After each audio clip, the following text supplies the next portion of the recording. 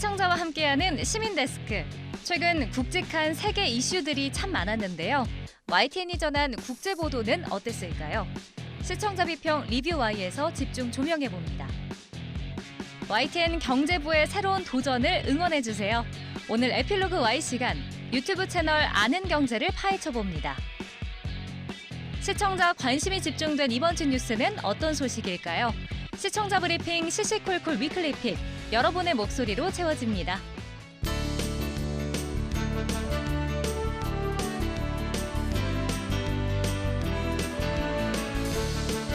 시청자 여러분 안녕하십니까? 김영수입니다. YTN에서 2023년 신입사원 공개 채용이 진행됩니다. 취재기자뿐만 아니라 촬영, PD 등 다양한 분야에서 재능을 발휘할 인재를 찾고 있습니다. 접수는 11월 21일 월요일까지입니다. 자세한 내용 YTN 홈페이지에서 확인해 보시고요. YTN의 미래를 함께 그려나갈 많은 분들의 지원 기다리고 있습니다. 이번 주 시민데스크 시청자 비평 리뷰 Y로 시작하겠습니다.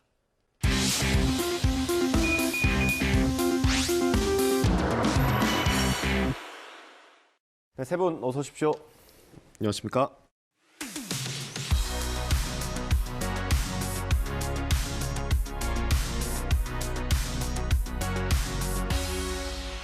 네, 시청자 비평 리뷰 Y 시작하겠습니다. 먼저 이혜수 시청자평가원께서 꼽아주신 오늘의 주제부터 들어보겠습니다.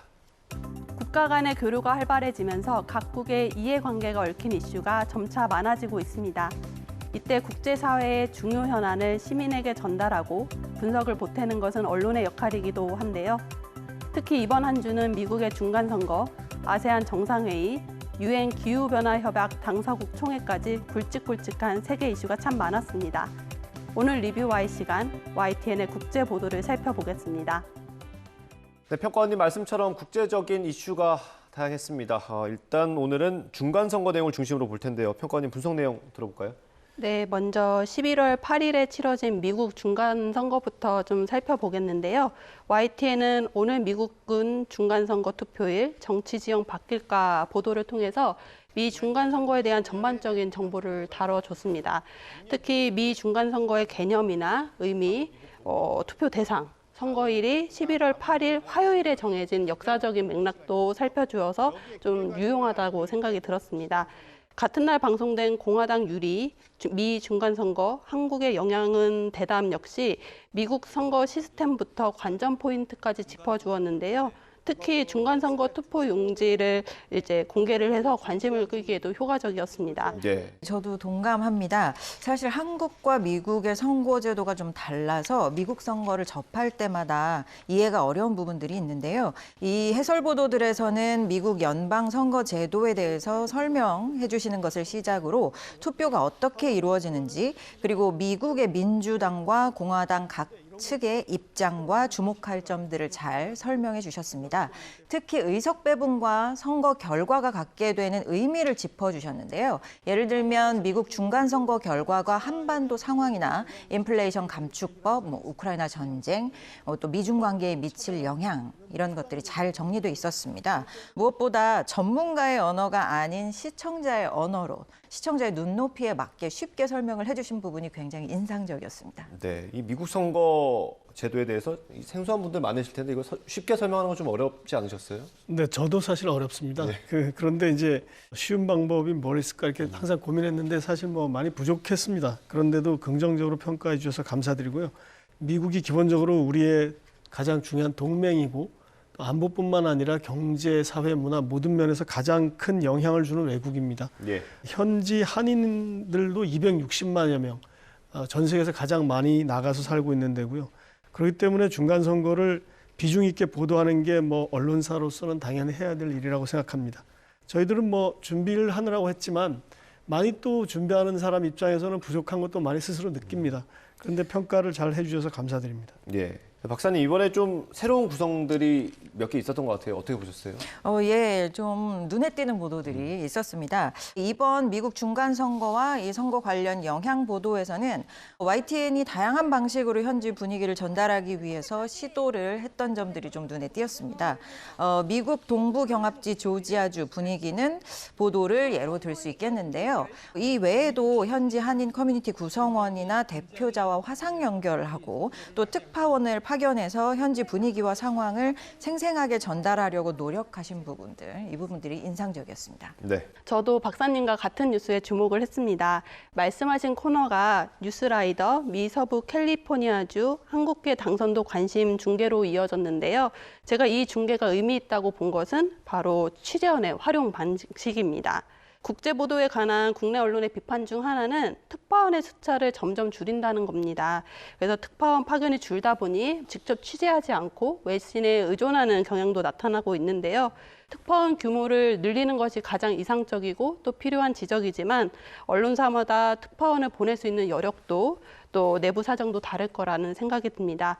이 이론과 현실의 괴리 속에서 YTN이 접점을 찾은 것은 현지 상황을 잘 아는 사람을 취재원으로 활용한 것인데요. 이 중계의 취재원은 특파원이 아니라 한인타운의 청소년 회관 디렉터 스티브 강 씨였습니다. 이 강 씨가 전문 기자 못지않게 현지 사정을 잘 아는 통신원으로서의 역할을 톡톡히 해주었는데요. 인플레이션으로 캘리포니아 주민이 다른 주로 이주하는 상황, 그리고 그로 인한 판세 변화를 요목조목 짚어주었습니다. 또 동시에 중계되는 동부 지역의 기자와 내용을 비교하면서 복수의 격전지 소식을 전할 수 있어서 좀 주목도가 높았고요. 사실 해외에서도 특파원의 몸집 줄이기가 피할 수 없는 상황으로 지금 대두되고 있습니다. 특파원을 대신에 실제 취재 가능한 인력을 고용해서 대안을 찾는 방법들이 모색되고 있고 또 국내 언론에도 시사점이 많은데요.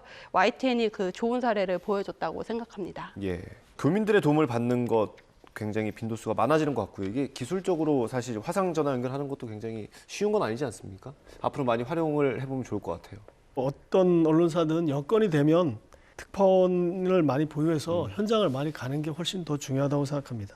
만약에 우리도 이제 그 중간 선거에 가서 유권자도 만나고 또 후보들도 만나서 의견 듣고 인터뷰를 하면 얼마나 좋았을까 이런 생각을 하게 됩니다. 다만 이제 특파원 수를 또 그렇다고 무작정 늘리는 데는 한계가 있다고 생각이 되기 때문에 일시적으로 뉴스 수요가 늘어났을 때 갑자기 늘리는 것보다는 뭐 현지에 있는 분들이 현지 사정을 잘 아니까요. 그런 통신원들의 도움받는 것이 굉장히 필요하고 효율적이라고 생각합니다.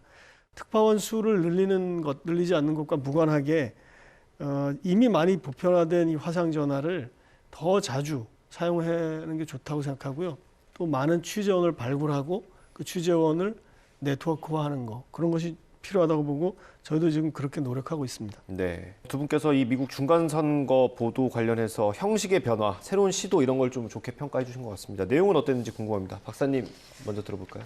내용에서 저는 좀 아쉬웠던 부분을 말씀드려야 될 것 같습니다. 특히 한국계 후보 출마 관련 보도였는데요. 선거 결과보다는 사전에 출마 이유와 공약을 좀 조명했더라면 어땠을까라고 하는 아쉬움이 남는 보도였습니다. 특히 이제 제가 이 보도를 보면서 그 생각을 했는데요. 11월 10일 뉴스라이더 미 공화당 영김 연방 하원의원 재선 유력 소감은 보도였습니다.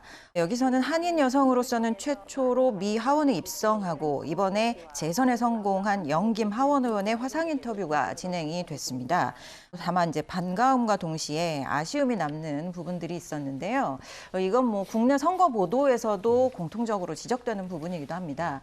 미국 중간 선거에 출마한 한국계 의원들에 대한 보도가 선거 결과보다 좀 출마 이유와 공약에 조명을 두어서 좀 더 사전에 이루어졌으면 어땠을까라고 하는 아쉬움입니다. 예를 들면 이제 LA 한인타운이 포함된 선거구에 출마했다가 이번에 낙선한 데이비드 김 같은 경우에 이러한 보도가 있었다면 좀 더 많은 관심과 응원을 받지 않았을까라고 하는 아쉬움이 들었습니다. 그렇군요. 네, 또 다른 점도 있습니까? 예, 또 하나를 말씀드리자면 미국 중간선거 결과가 사실은 대다수의 사전 예상과는 다르게 상원 다수당이 민주당으로 결정이 되었습니다. 대부분의 여론조사와 언론의 예상이 이제 왜 빗나갔는지 또 그에 대비한 우리의 정책적 대응은 앞으로 어떻게 수정해야 할지 충분한 성찰과 사회적 논의가 필요해 보이는데요. 그런데 그러한 결과가 결정된 날이 일요일이기도 했고 또 바로 아세안과 한중일 정상회의, G20 정상회담 이것으로 국제 이슈가 전환돼서 충분한 해설과 논평이 이루어지지 못한 부분이 좀 아쉬웠습니다. 있습니다. 아세안 한중일 정상회의와 G20 정상회의 관련 보도도 매일의 이슈를 좀 따라가서 새로운 정보와 상황을 전달하느라 좀 바빠 보였다 이렇게 보여지는데요. 미중 정상회담의 의의에 대해서 해설이나 또 여야 패널들이 출연해서 각 정파의 입장에서 이슈와 성과를 해석하는 대담 이런 건 몇몇 보였습니다. 그런데 향후 우리의 정책 대응과 관련된 심층 분석과 제안은 좀 부족해 보였습니다. 그래서 G20 정상회담 과정과 결과 또 이에 대한 평가와 더불어서 향후 대한민국의 외교와 대응 정책에 대한 YTN의 종합적 분석과 대담이 담긴 그런 해설 보도들이 앞으로 좀 긴 호흡으로 계속되기를 바랍니다. 네, 이번에 중간선거 관련된 보도가 많아서 다른 국제 이슈는 좀 많이 묻힌 부분도 있는 것 같습니다. 어떻습니까? 네, 그렇습니다. 미국 중간 선거 보도는 많은 칭찬을 드렸지만 다른 국제 뉴스는 아쉬움이 많은데요. 11월 6일 이집트에서 열린 유엔 기후변화 협약 당사국 회의가 그 예입니다. 상대적으로 YTN 뉴스에서는 잘 조명되지 않은 것 같아요. 보도를 접하면서 전 세계 80개국이 참여해 회의를 한다고 하는데 우리나라 입장은 어떠한가 좀 궁금해지기도 했습니다. 네. 한국도 탄소 발출량이 상당히 많은 국가 중 하나이고 손실 보상 문제라든지 온실가스 저감 문제라든지 이번 회의에서 한국에 주목할 부분들이 굉장히 많을 텐데 다루어지지 않아서 좀 아쉬웠습니다. 그래서 제가 좀 찾아보니까 다른 언론사 같은 경우에는 공시된 정부 자료나 연설 내용을 좀 중심으로 시사점을 다루기도 했습니다. 앞서 미국 중간선거가 한국에 미치는 영향을 다루어 주신 것처럼 인류 전체가 직면한 기후위기와 관련해서도 한국의 이슈와 관점이 덧붙여지는 것이 필요할 것이라고 생각됩니다.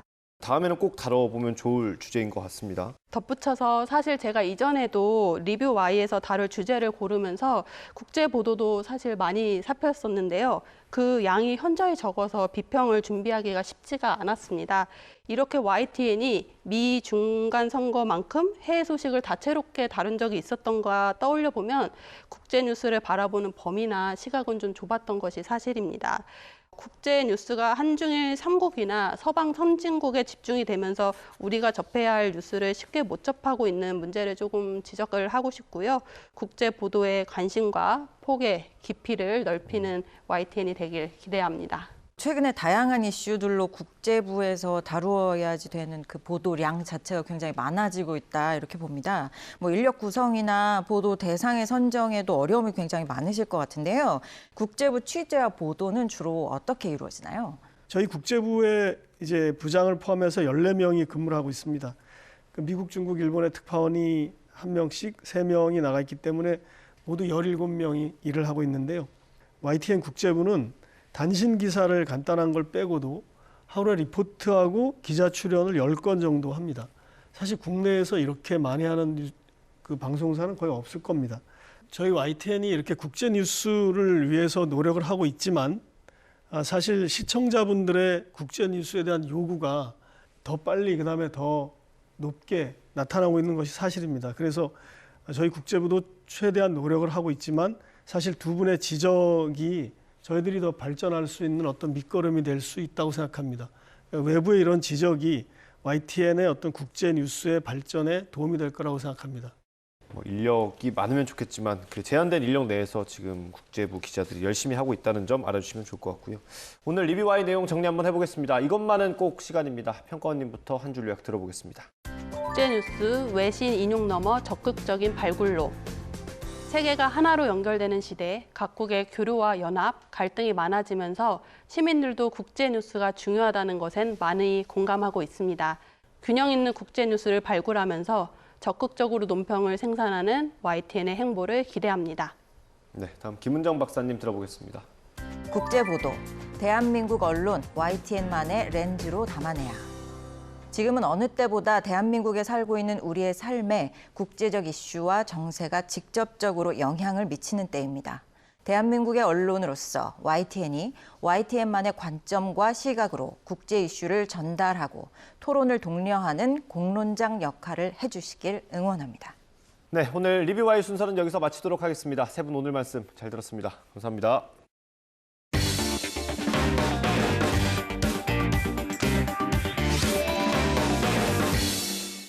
다양한 콘텐츠의 제작 뒷얘기를 들어보는 에필로그 Y 시간입니다. 오늘은 YTN 경제부 기자들의 이색적인 도전을 쫓아가 봅니다. YTN 유튜브 채널 아는 경제에서 맹활약하고 있는 이승윤 기자와 함께합니다. 지금 바로 만나보시죠. 어렵지만 꼭 알아야 하는 경제 뉴스, 제대로 챙겨보는 방법 없을까요? 핵심과 흥미를 모두 잡은 경제 콘텐츠를 만나볼 수 있는 곳. YTN 경제부 기자들이 똘똘 뭉쳐 유튜브 채널 아는 경제를 야심차게 선보였다고 하는데요. 아는 경제를 5글자로 표현해 주신다면요? 생각났습니다. 아는 경제는 볼수록 매력. 왜 볼수록 매력이에요?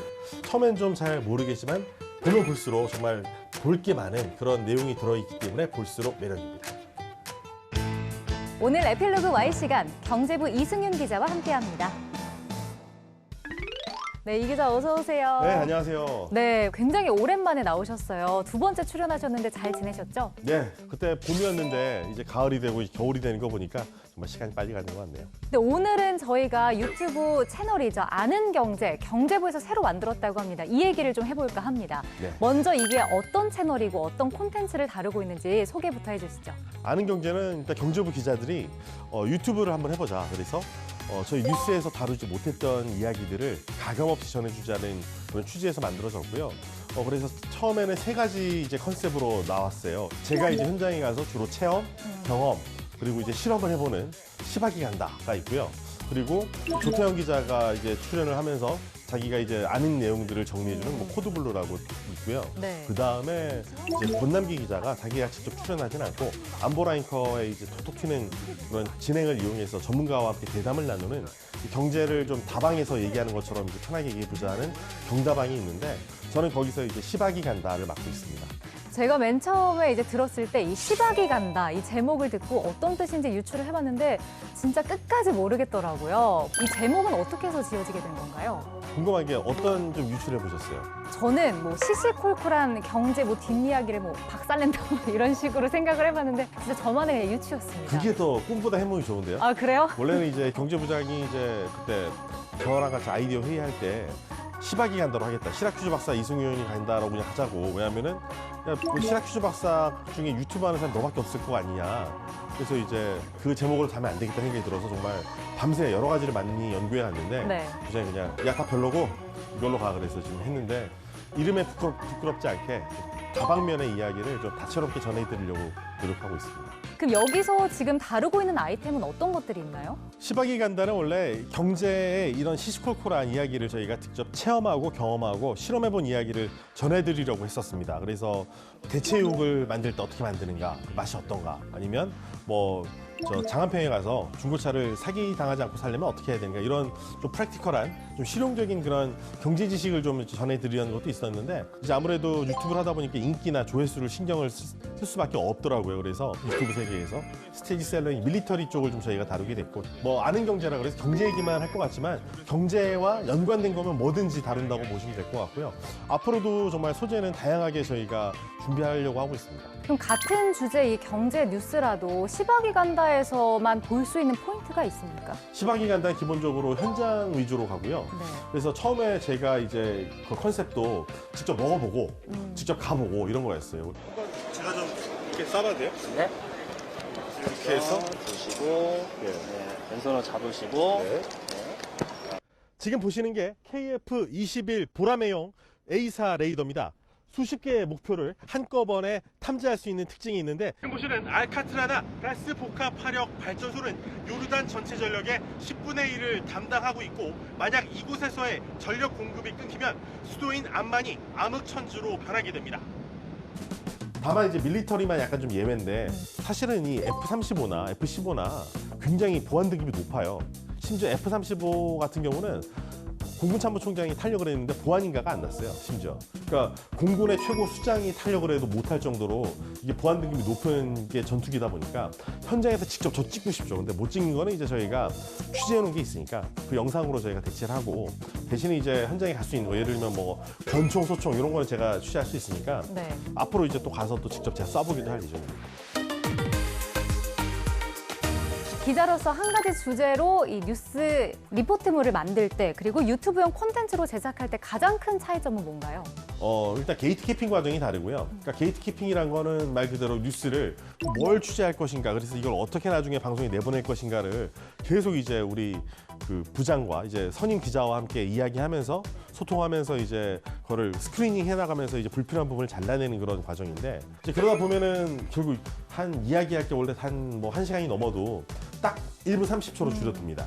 근데 유튜브는 그런 과정이 좀 적다 보니까 뭐 언젠가 30분도 만들어 볼 생각이에요. 근데 아무도 안 보일 것 같아서 좀 너무 다큐멘터리 같지 않을까요? 그러니까요. 그래서 방송 기자로서 시간 제약이 언제나 너무 싫었는데 여기서는 마음껏 떠들어도 되니까 이거 보면은 더 이 이슈 관련해서 알 필요가 없다라는 생각이 들 수 있게 준비하려고 합니다. 유튜브용으로 올리다 보면 이제 부장님의 그런 데스킹이 좀 빠질 때가 있다고 하셨는데 그럼 좀 객관적이지 않고 주관적으로 흘러갈 때도 있지 않나요? 네, 그럴 위험이 있으니까 언제나 이제 정말 기자로서 양심을 걸고 이제 자정을 하려고 노력하고요. 뭐 예를 들면 최근에도 전술핵 관련해서 제가 이제 현무 미사일 이야기를 했었는데 그거 아니잖아요. 뭐 전술핵 위력이 되려면은 한 몇 킬로톤이 돼야 돼요라고 저한테 이제 지적을 한 분이 있어가지고 저도 긴가민가 하더라고요. 그래서 저도 그쪽 전문가는 아니라 가지고 그래서 물어봤어요. 네. 그러니까 그분 얘기도 틀렸다. 그래서 이렇게 얘기해 주시면 된다. 그래서 그 얘기를 받아가지고 바로 제가 그 댓글로 답을 달아드렸어요. 그런 식으로 이렇게 소통할 수 있는 게 이 장점이고, 그리고 물론 제가 잘못 알고 있는 경우도 있을 거예요. 그래서 또 진실을 얘기하지 않았어 이렇게 얘기하면 제가 이럴 때는 꼭 확인하고 꼭 저 사과드리고 꼭 제대로 된 게 뭔지 그래도 잣대를 좀 잣대가 될 수 있는 정보를 드릴 수 있도록 노력할 겁니다. 그럼 시라큐스대 박사로서 이승윤 기자가 직접 만들 때 이 콘텐츠 정말 어려웠다 하는 고난이도 콘텐츠가 있었을까요? 북한이 최근에 미사일 도발을 계속하고 있고, 그리고 우리 군이 이번에는 계속 미사일로 반격을 하고 있잖아요. 그래서 현무 미사일에 대해서 모르는 사람이 많으니까 일단 당시 경제부장이 야 현무 미사일 얘기 좀 해봐 그러더라고요. 그래서 제가 전현무는 잘 아는데 제 대학 때 네. 친구라. 근데 현무 미사일은 모르겠어요. 그래가지고 현무에 대해서 알아봐야겠다. 그래 현무 미사일을 이제 조사를 해보니까 한 일주일 정도 공부를 했어요. 그래서 밤을 한 이틀 밤, 사흘 밤 새가지고 이제 영상을 준비를 했거든요. 그래 방송을 이제 1탄, 2탄 준비를 해서 냈는데 어쨌든 모르는 분야도 제가 꼭꼭 씹어서 좀 잘 소화를 해서 제대로 아는 내용으로 안내를 해드리는 게 또 유튜버로서의 역할이니까, 또 기자로서의 역할이니까 제가 잘 모르는 분야도 앞으로 공부를 열심히 해서 여러분들께 재밌게 전해드리려고 앞으로 노력하겠습니다.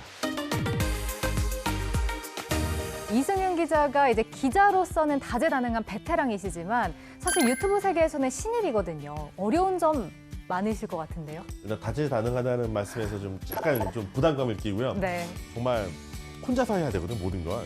촬영도 혼자 하고 이제 취재도 혼자 하고 편집도 혼자 하고 자막도 혼자 달고, 그러니까 처음 해보는 경험이다 보니까 저도 자막도 처음에 어떻게 달할지 몰라가지고 뭐 그냥 프로그램도 없이 그냥 막 제가 그냥 메모장에다 써가지고 그냥 올리기도 했었고 했는데, 전문가들이 이제 또 이걸 자기가 또 유튜브로서 성공하기 위해서 또 유튜브에 또 그걸 알려요, 노하우를. 그래서 그런 거 보고 저도 이제 배우다 보니까 아무것도 몰랐다가 이제 조금씩 알게 돼서 이제 한 조금 중년 정도 되지 않나 지금 생각하는데, 그래도 이 노하우를 쌓기까지 과정이 제일 어렵지 않았나 생각이 듭니다. 네, 혼자 지금 이렇게 다 하고 계신데 사실 사람들이 많이 못 알아주면 좀 서운하지 않으신가요? 저희 유튜버들끼리 이제 회식을 하면은 저희 이제 경제부요. 경제부 이제 유튜버들끼리 모여서 맨 끝에 뭐라 그러냐면 야, 무명 유튜버를 위하여 이렇게 얘기하거든요. 저는 정말 이 유튜버들이 정말 생계를 위해서 사는 사람이라면 얼마나 힘들까 생각이 들어요. 정말 이 유튜브의 세계는 정말 냉혹하거든요. 정말 안타깝게도 지금 조회수는 보면은 뭐 정말 제일 많이 나온 게 19만이고 뭐 아직 100을 못 넘은 것도 있고 뭐 정말 뭐 그렇습니다. 그래서 조회수는 정말 제가 말씀드리기 부끄러울 정도지만 그래도 방송을 열심히 하는 이유는 언젠가 여러분들께서 알아주시지 않을까. 그리고 이게 나중에 차곡차곡 쌓인 걸 보면 지금 당장 이번 주께 마음에 안 드셨더라도 나중에 여러분들이 좋아하시는 아이템이 나왔을 때 이런 것들이 보물찬 것처럼 이렇게 있었네. 그래서 정말 처음부터 끝까지 정독하시는 그런 계기가 돼서 언젠가 빛을 발하지 않을까 생각이 들어서 이제 시간 나는 대로 더 자주 좀 만들고 그리고 많이 소통할 수 있는 시간이 됐으면 좋겠습니다. 네. 많은 시청자분들 좀 유튜브 많이 봐달라고 홍보할 수 있는 시간 드릴게요. 카메라 보시고 한 말씀 해주시죠. 네, 여러분 안녕하세요. 시박이 간다 이승윤입니다. 네, 오늘은 YTN 스튜디오에서 이렇게 전해드리고 있습니다. 제가 아직 무명 유튜버인데요. YTN 보시는 많은 시청자분들 이 유튜브에 아는 경제 쳐보시면 이제 시박이 간다란 저희 이제 컨텐츠가 있습니다. 그래서 저희 경험, 체험, 실험을 다룬 뉴스인데요. YTN 기자, 경제부 기자가 양심을 걸고 열심히 만든 컨텐츠니까 꼭 좋아요, 구독, 알림 부탁드리겠습니다. 감사합니다. 저도 좋아요, 구독, 알림 꼭 설정해 놓겠습니다. 체크할 거예요. 네. 앞으로도 우리 이승윤 기자의 넓은 배경 지식에다가 이 재밌는 입담까지 더해서 더 좋은 콘텐츠 많이 올려주시길 저도 기다리겠습니다. 오늘 함께해 주셔서 고맙습니다. 네, 감사합니다.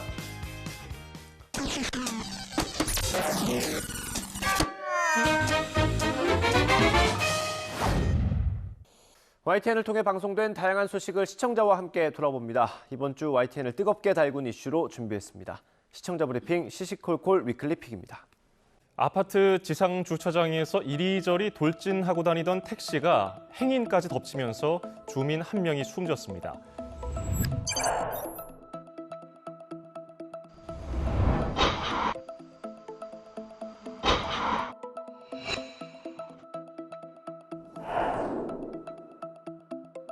(80대) 여성이 심정지 상태로 병원으로 옮겨졌지만 끝내 숨졌고 60대 여성도 복부를 다쳐 치료를 받았습니다. 밖에서 굉장히 쾅 하는 소리가 들리긴 하더라고요. 나가봤더니 자동차 펜다나 문 이런 데가 다 부서졌고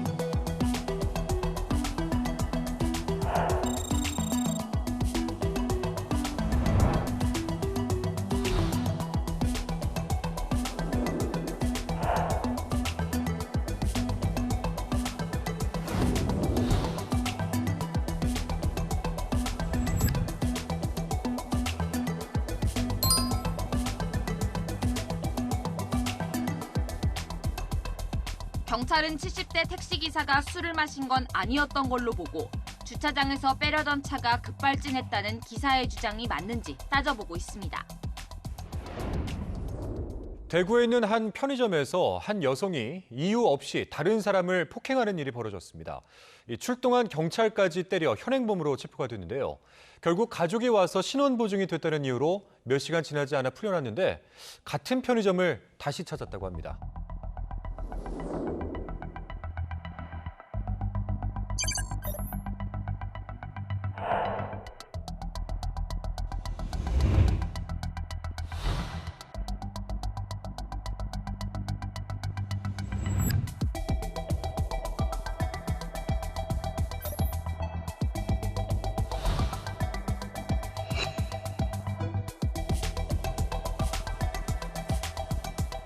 이해할 수 없는 행동은 경찰을 상대로도 계속됐습니다. 몸을 밀고 얼굴을 때리자 경찰이 곧장 여성을 제압해 체포합니다. 현행범으로 체포됐던 여성은 곧 풀려났습니다. 가족이 찾아와 신원 보증이 이루어졌고 주거지가 분명해 붙잡아둘 이유가 없다는 겁니다.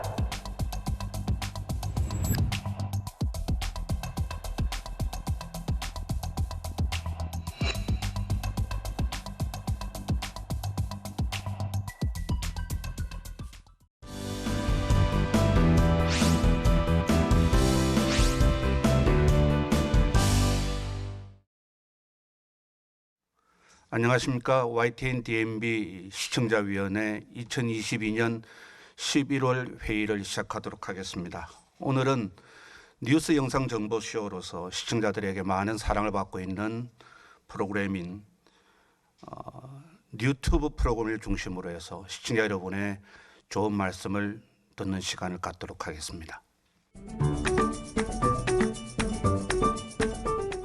현대적 헬멧인 M15 아드리안 철모를 설명하면서 현대 철모의 아버지라는 표현을 사용하였는데요.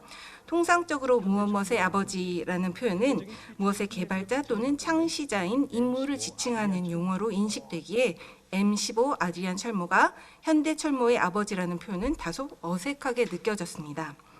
또한 1차 세계대전 당시 프랑스군의 한 병사에게서 영감을 얻은 아드리안 장군이 고안한 철모라고 소개한 후 곧바로 철모 대국의 위상이 삽시간에 사라졌다라는 자막이 나왔는데요.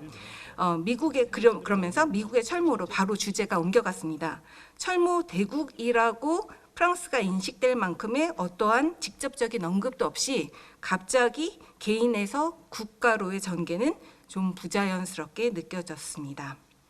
다음으로 면제 배갑이 세계 최초의 방탄조끼라고 소개되었는데 본 위원이 조금 리서치를 해본 결과 세계 최초의 방탄조끼라고 단언할 만한 역사적 기록이나 그렇게 인정될 만한 어떤 근거가 확실한 것인지에 대한 의문이 조금 들었습니다. 최초라는 타이틀을 꼭 쓰려고 하기보다는 그 신뢰성에 더 무게감이 실릴 수 있도록 보다 사실적인 기술을 기반으로 하는 정확한 정보의 전달이 되면 좋겠다는 생각이 들었습니다. 이건 그냥 예입니다만 예를 들어서 실제로 전쟁에서 사용된 최초의 기록이 남아있는 라든지 하는 수식어를 붙여서 좀 더 구체적인 정보를 담은 설명이 수반되었더라면 우리 역사의 자긍심도 지키고 동시에 또 정보의 정확성도 지키는 방향이 되었지 않았을까 싶습니다.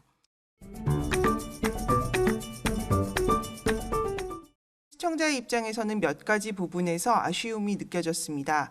우선 프로그램의 내용이 특정 회사나 제품을 홍보하는 것으로 느껴져 불편할 때가 있었습니다.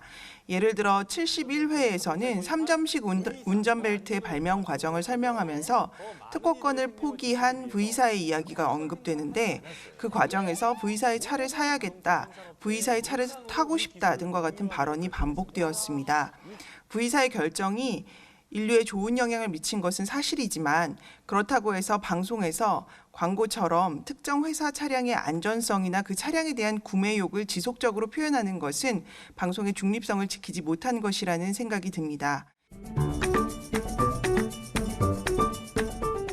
사진이나 동영상 등 다양한 영상 관련 정보 자원을 활용하여 시청자 또 이용자들에게 정보 교양적 가치와 함께 재미를 전달하는 프로그램이라고 할 수 있을 것입니다. 저는 모바일, 멀티미디어 전략을 추구하는 우리 YTN DMB의 편성 전략 제작에서 유튜버 같은 디지털 아카이브를 활용하는 콘텐츠의 미래를 굉장히 긍정적으로 평가하고 싶습니다. 경제적인 편성, 또 제작 전략이라는 이른바 가심비 위주의 콘텐츠 제작이 가능한 현실을 이 프로그램 유튜브가 제시하고 있다고 보여집니다. 이런 능률을 보다 향상시키기 위해 방송사의 영상자료 인덱싱 기능을 보다 확충해야 될 것으로 봅니다. 다만 이 과정에서 이번에 보게 된 71회차, 72회차의 진행자 의상이 동일하거나 또 73회차와 74회차의 진행자의 의상이 동일한 문제는 한번 생각해 볼 문제라고 여겨집니다.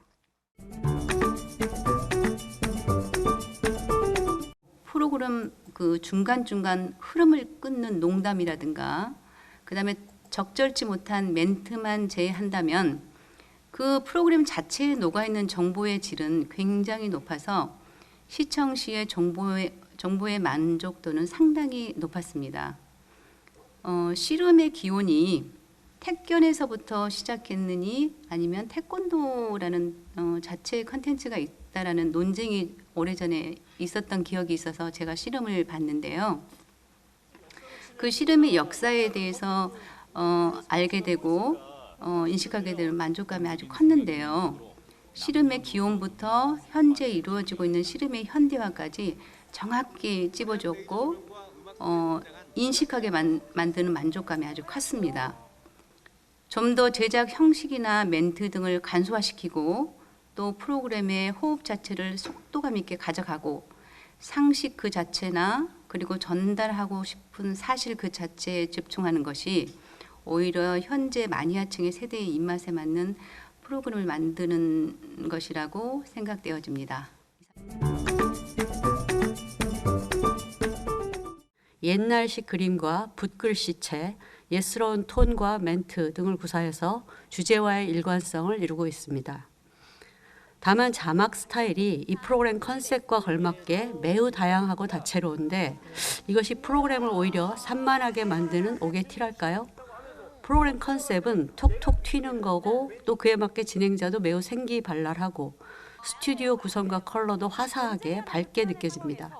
그런데 자막까지 형형색색의 다양한 컬러, 매번 바뀌는 다양한 폰트 등 전반적인 분위기가 매우 산만하고 어지럽게 느껴질 수 있습니다.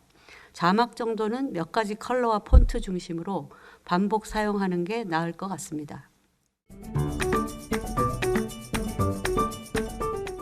감성을 자극하고 추억을 소환하는 라떼 맛집 유튜브 사진관 많은 영상들 잘 보았습니다. 제가 이 프로그램을 사실 잘 몰랐었는데 이번에 이 프로그램들을 한 몇 개를 보면서 너무 재밌어서 이런 거였구나 저런 거였구나 이런 유래들이 있었구나 하는 사실들을 너무 흥미진진하게 봤습니다. 그래서 더욱더 다양한 영상들을 일부러 찾아보게 되었는데요. 우리가 지금 현재로 살다 보면 우리가 그냥 지나치는 사물들 그리고 그저 그렇게 당연시하게 보던 것들 이러한 것들이 어떻게 보면 혁신적인 발명품인데 이러한 사실들을 모르고 지나치고 무심했던 부분들을 정말 다양한 소재들을 정말 찾아서 이 역사의 유래들과 함께 스토리 있게 재밌게 만들어졌기 때문에 더 흥미진진하고 몰입도 있게 재미있게 한 30분간이 정말 빠르게 지나가더라고요. 앞으로도 더 다양한 소재를 가지고 재미있는 역사 공부도 같이 하고 유래들을 공부할 수 있는 그런 프로그램이 되었으면 좋겠습니다. 본격 생활 밀착 뉴스 정보쇼를 지향하는 유튜브를 중심으로 오늘 시청자 위원님들이 주신 좋은 말씀은 향후 이 프로그램뿐 아니라 우리 YTN DMB의 방송 편성 제작의 발전을 위해서도 좋은 말씀을 주신 시간으로 귀하게 기억될 것 같습니다. 이상으로 YTN DMB 2022년 11월 정례 시청자위원회 회의를 모두 마치도록 하겠습니다. 고맙습니다. 시민데스크는 시청자 목소리로 YTN을 더 깊이 되돌아봅니다. 방송에 대한 여러 의견들 SNS와 홈페이지 또 전화를 통해서 남겨주시고요. 저희는 다음 주 더 소중한 시청자 의견으로 돌아오겠습니다. 시청해주신 여러분 고맙습니다.